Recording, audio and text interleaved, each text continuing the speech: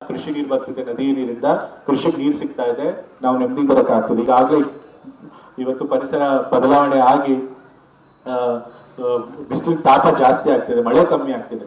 So ಏನಾದ್ರೂ ಆ ಸ್ಥಾವರ ಘಟಕ ಬಂದರೆ ಇನ್ನೂ ಕಷ್ಟ ಆಗ್ತಿತ್ತು. ಆದ್ರೆ ಲಕ್ಷ್ಮಣ್ ಅವರು ಆಗ ಹೋರಾಟ ಮಾಡಿ ಆ ಸ್ಥಾವರ ಘಟಕ ಬರ್ದೇ ಇರೋ ಮಾಡಿದ್ರು, ಕಾಡನ್ನ ಪರಿಸರ ಉಳಿಸೋದು, ಈ ರೀತಿ ಹಲವಾರು ಜನಪರವಾದ ಹೋರಾಟಗಳಲ್ಲಿ ಅವರು ಭಾಗಿಯಾಗಿದ್ದಾರೆ. ಜನರ ಮಧ್ಯೆಗೆ ಇದ್ದು ಅವ್ರು ಕೆಲಸ ಮಾಡ್ತಾರೆ, ಜನರಿಗೆ ಸುಲಭವಾಗಿ ಸಿಗ್ತಾರೆ.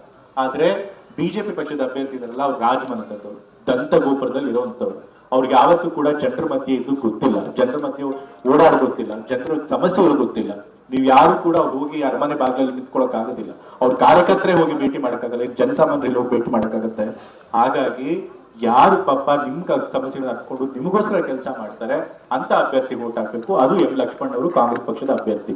ಸೊ ಹಾಗಾಗಿ ಅಭ್ಯರ್ಥಿ ದೃಷ್ಟಿಯಿಂದ ನೋಡಿದ್ರು ಕೂಡ ನಮ್ಮ ಅಭ್ಯರ್ಥಿ ಎಲ್ಲರಿಗಿಂತ ಉತ್ತಮರಾಗಿದ್ದಾರೆ, ಅವ್ರು ವೋಟ್ ಹಾಕ್ಬೇಕು. ಆ ಕೆಲಸ ನೀವೆಲ್ಲ ಮಾಡ್ತೀರಿ ಅಂತ ಹೇಳಿ ತಿಳ್ಕೊಂಡು ನಿಮ್ಮೆಲ್ಲರೂ ಕೈ ಮುಗಿದು ಮಮ್ಮೊಮ್ಮೆ ನಮ್ಮ ಕಾಂಗ್ರೆಸ್ ಪಕ್ಷಕ್ಕೆ, ನಮ್ಮ ಅಭ್ಯರ್ಥಿಗೆ, ಹಸ್ತದ ಗುರುತಿಗೆ ವೋಟ್ ಹಾಕಿ ಅಂತ ಕೇಳ್ಕೊಂಡು ನನ್ನ ಮಾತುಗಳನ್ನು. ಕೃಷಿ ನೀರು ಬರ್ತಿದೆ, ನದಿ ನೀರಿಂದ ಕೃಷಿಗೆ ನೀರು ಸಿಗ್ತಾ ಇದೆ, ನಾವು ನೆಮ್ಮದಿ ಬರಕ್ಕಾಗ್ತದೆ. ಈಗಾಗಲೇ ಇವತ್ತು ಪರಿಸರ ಬದಲಾವಣೆ ಆಗಿ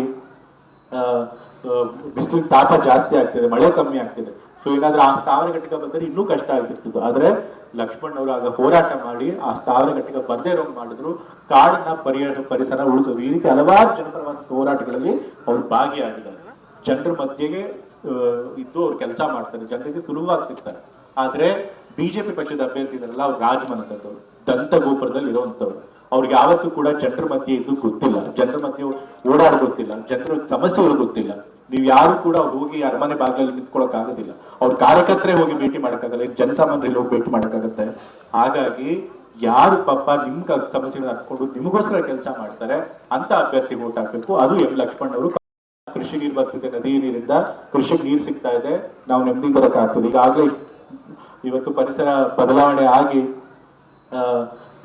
ಬಿಸಿಲಿನ ತಾಪ ಜಾಸ್ತಿ ಆಗ್ತಿದೆ, ಮಳೆ ಕಮ್ಮಿ ಆಗ್ತಿದೆ. ಸೊ ಏನಾದ್ರೂ ಆ ಸ್ಥಾವರ ಘಟಕ ಬಂದರೆ ಇನ್ನೂ ಕಷ್ಟ ಆಗ್ತಿತ್ತು. ಆದ್ರೆ ಲಕ್ಷ್ಮಣ್ ಅವರು ಆಗ ಹೋರಾಟ ಮಾಡಿ ಆ ಸ್ಥಾವರ ಘಟಕ ಬರ್ದೇ ಇರೋ ಮಾಡಿದ್ರು, ಕಾಡನ್ನ ಪರಿಸರ ಉಳಿಸೋದು, ಈ ರೀತಿ ಹಲವಾರು ಜನಪರವಾದ ಹೋರಾಟಗಳಲ್ಲಿ ಅವರು ಭಾಗಿಯಾಗಿದ್ದಾರೆ. ಜನರ ಮಧ್ಯೆಗೆ ಇದ್ದು ಅವ್ರು ಕೆಲಸ ಮಾಡ್ತಾರೆ, ಜನರಿಗೆ ಸುಲಭವಾಗಿ ಸಿಗ್ತಾರೆ. ಆದ್ರೆ ಬಿಜೆಪಿ ಪಕ್ಷದ ಅಭ್ಯರ್ಥಿ ಇದಾರಲ್ಲ, ಅವ್ರು ರಾಜಮನೆತನದವರು, ದಂತ ಗೋಪುರದಲ್ಲಿ ಇರುವಂತವ್ರು. ಅವ್ರಿಗೆ ಯಾವತ್ತೂ ಕೂಡ ಜನರ ಮಧ್ಯೆ ಇದ್ದು ಗೊತ್ತಿಲ್ಲ, ಜನರ ಮಧ್ಯೆ ಓಡಾಡ ಗೊತ್ತಿಲ್ಲ, ಜನರ ಸಮಸ್ಯೆಗಳು ಗೊತ್ತಿಲ್ಲ. ನೀವು ಯಾರು ಕೂಡ ಹೋಗಿ ಅರಮನೆ ಬಾಗಿಲಲ್ಲಿ ನಿಂತ್ಕೊಳಕ್ ಆಗೋದಿಲ್ಲ, ಅವ್ರ ಕಾರ್ಯಕರ್ತರೇ ಹೋಗಿ ಭೇಟಿ ಮಾಡಕ್ಕಾಗಲ್ಲ, ಜನಸಾಮಾನ್ಯರಲ್ಲಿ ಹೋಗಿ ಭೇಟಿ ಮಾಡಕ್ಕಾಗತ್ತೆ. ಹಾಗಾಗಿ ಯಾರು ಪಾಪ ನಿಮ್ ಸಮಸ್ಯೆಗಳನ್ನ ಹತ್ಕೊಂಡು ನಿಮಗೋಸ್ಕರ ಕೆಲಸ ಮಾಡ್ತಾರೆ ಅಂತ ಅಭ್ಯರ್ಥಿ ವೋಟ್ ಹಾಕ್ಬೇಕು. ಅದು ಎಂ ಲಕ್ಷ್ಮಣ್ ಅವರು ಕಾಂಗ್ರೆಸ್ ಪಕ್ಷದ ಅಭ್ಯರ್ಥಿ. ಸೊ ಹಾಗಾಗಿ ಅಭ್ಯರ್ಥಿ ದೃಷ್ಟಿಯಿಂದ ನೋಡಿದ್ರು ಕೂಡ ನಮ್ಮ ಅಭ್ಯರ್ಥಿ ಎಲ್ಲರಿಗಿಂತ ಉತ್ತಮರಾಗಿದ್ದಾರೆ, ಅವ್ರು ವೋಟ್ ಹಾಕ್ಬೇಕು. ಆ ಕೆಲಸ ನೀವೆಲ್ಲ ಮಾಡ್ತೀರಿ ಅಂತ ಹೇಳಿ ತಿಳ್ಕೊಂಡು ನಿಮ್ಮೆಲ್ಲರೂ ಕೈ ಮುಗಿದು ಮಮ್ಮೊಮ್ಮೆ ನಮ್ಮ ಕಾಂಗ್ರೆಸ್ ಪಕ್ಷಕ್ಕೆ, ನಮ್ಮ ಅಭ್ಯರ್ಥಿಗೆ, ಹಸ್ತದ ಗುರುತಿಗೆ ವೋಟ್ ಹಾಕಿ ಅಂತ ಕೇಳ್ಕೊಂಡು ನನ್ನ ಮಾತುಗಳನ್ನು